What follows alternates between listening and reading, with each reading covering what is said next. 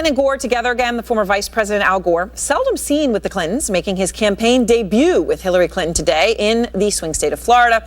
Even though as they rallied a crowd to talk about climate change, which of course is near and dear to Al Gore's heart, the Clinton campaign was forced to deal with the latest fallout from Wikileaks' new release of the stolen emails from her staff. Jessica Schneider is out front. Hillary Clinton's team had hoped this would be its memorable moment on the trail today. A Clinton and a Gore on stage in Florida, the old band back together. Instead, Clinton's campaign found itself fighting allegations and responding to the release of thousands of private emails sent to and from its chair, John Podesta, that were hacked and published by Wikileaks. Today, a new cache of those emails appeared to show conversations and what opponents call collusion between the campaign and the Department of Justice.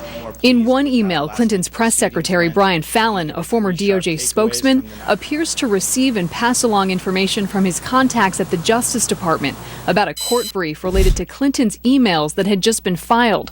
This exchange did not pertain to the FBI investigation into Clinton's private server, but rather a lawsuit to make those emails public. The campaign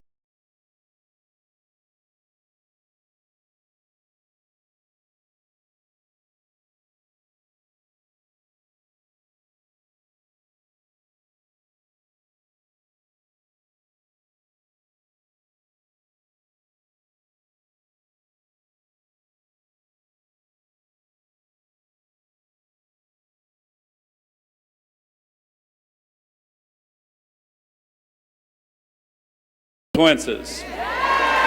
Your vote counts. Your vote has consequences. I offer my concession. The Sunshine State ended Gore's presidential aspirations in 2000 when the Supreme Court halted a recount, leaving him 537 votes shy of beating Bush. Since then, he's made preaching against climate change his mission, an issue Clinton's team believes could help motivate millennials. We cannot risk putting a climate denier in the White House. And the Clinton campaign is taking nothing for granted tonight. As his former running mate and his wife stumped in Miami, Bill Clinton was also on the trail at a voter registration event. And it turns out Florida voters now have an extra day to register to vote. The deadline was extended from today to Wednesday at 5 p.m. per court order because of Hurricane Matthew. But Aaron, Clinton's camp still fighting in court to get that deadline extended even further. All right. Thank you very much, Jessica. Panel back with me. I want to talk about these WikiLeaks emails because they're very important. Mark, though, first, Al Gore. How strange, Al Gore's right? been in the witness protection program. Right, okay? right. And it came out today. So is he going to be effective? Well, he came out today. Let us note that it was Al Gore who didn't want Bill Clinton to go campaign on his behalf in 2000, and had Bill Clinton actually gone and campaigned on his behalf in 2000, he might have won. Al Gore probably would have won, right? And would have become president. Look, is he going to be effective with millennials, which they were talking about today? Probably unlikely, because a lot of people don't remember him. But what he will be effective with is with the base, who is very concerned and interested in climate change. And there is a large part of the Democratic Party, Democratic base, that are actually clued into the idea of climate change and the destruction that it causes. And I do think he could help there. So he's trying to win. This is millennials. Well, they talk about millennials because they say the millennials love the environment. I really think that he's better for the base, like in general. Right. I think he's a better base player. Well, that's I wouldn't agree. I mean, I actually think, you go out and talk to millennials, they really do care about the environment. They're watching the cataclysmic storms, all the flooding we've had this year alone. But they see it, they believe it. Yeah, he's like Papa Smurf of, the climate change conversation. I mean, he is the... For our generation, though, but not for like 19-year-olds. I mean, that's look, all the millennials I've talked to, they, You're really with the millennials now? Number one. And number two, he also is, look, all these voters, older or younger, who are thinking of voting third party, he is a really important warning sign to them. Look what can happen. We wouldn't have had an Iraq war. We wouldn't have had the recession. Okay. I want to talk about WikiLeaks because there are some important things in here. Let's start here with an email Brian Fallon sent, who is, of course, a former Justice Department employee and now Clinton spokesman. So obviously was in both of those roles at different times. Last year, while working for Clinton, he wrote an email about the investigation saying, DOJ folks informed me there is a status hearing in this case this morning so we could have a window into the judge's thinking about this proposed production schedule as quickly as today. Corey, Donald Trump's campaign says this is showing collusion between the Clinton campaign and the Department of Justice.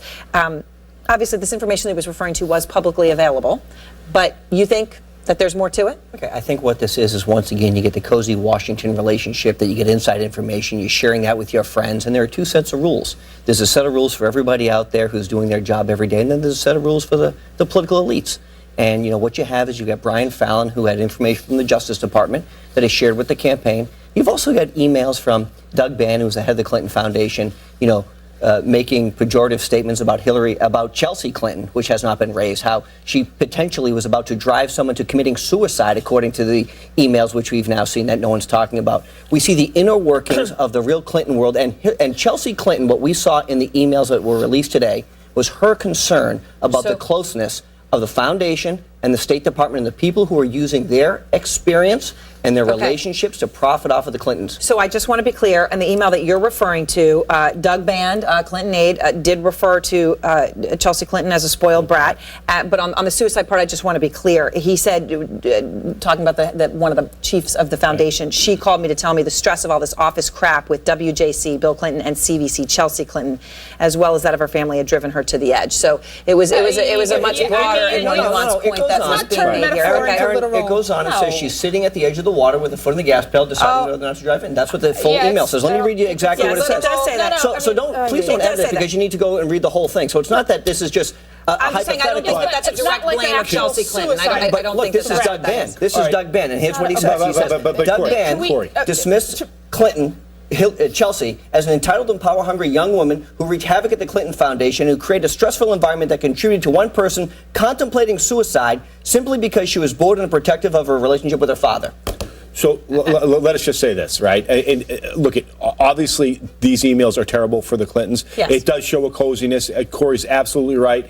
This is someone's assessment of someone's mental state who's not a professional. I just think we've got to be careful about whether somebody was on the edge of suicide or whatnot, because that could be career debilitating. So we just have to be careful about that. I know it was there, but let me read another email. Let me read another email. This is another one from the campaign chairman, John Podesta, and he's talking about a speech with Hillary Clinton. Sally, he says, I know she has begun to hate everyday Americans, but I think we should use it once the first time she says I'm running for president, because you and everyday Americans need a champion. I think if she doesn't say it once, people will notice and say we false started in Iowa. Now, it appears from this he's talking about the phrase itself, that she should use the phrase everyday Americans as opposed to everyday Americans. That appears to be very clear. Nonetheless, though, because of the deplorables comment that she made, could this be something that could be turned against her? Look, I think we can all agree that Hillary Clinton and everyone who knows her and is associated with her should just stop using email, right? They should go to courier pigeons or telepathy, I don't know what, but smoke, anything, just not use email anymore. Clearly this is not good. Look, I find some of these emails disturbing and bothersome, but it also is, look, having known people on the Bernie campaign, having had exchanges with them directly, this is unfortunately the ugly sausage making of politics, and we all know that political operatives aren't often nice, don't mince their words. I don't mince my words enough in my emails, and maybe I should be more careful, because maybe the Russians are going to hack me next. But they aren't hacking my email next. They're not hacking Trump's campaign email. They're not hacking Bernie's. They could. They're hacking Hillary's, and they're releasing these now, less than a month before Election Day, for a reason, because they want to hurt her campaign and presumably help Donald Trump. So we do have to look at the context in which these emails are being hacked and leaked. It is. And Corey, a quick final word to you. Should Trump, though, also be saying that this is wrong, that this is happening? Look, because this is a foreign government trying to interfere in our number one, in our elections. The State Department says it's probably the Russians, but we don't absolutely unequivocally know that. But number two, what we know is the White House says it's the Russians. Looking at the inner workings of what is taking place, we have seen time and time again that there are two separate rules: one for the political elites and one for the rest of the world. And what we also saw was that the campaign manager said we should try and conflate the Benghazi issue with another issue in a focus group so that we can confuse the people. This is what the plan has always been, because they knew there were going to be problems with these emails, and that's why they don't want to be talking about it. I mean, one set of rules would be like your politics are on all sides. Wow. All right, thanks to all. Next, Donald Trump's long history of objectifying his daughter. And breaking news, Billy Bush about to pay a very heavy price for his role in the Donald Trump videotape. We have now that news for you. The question is whether Trump will pay as well.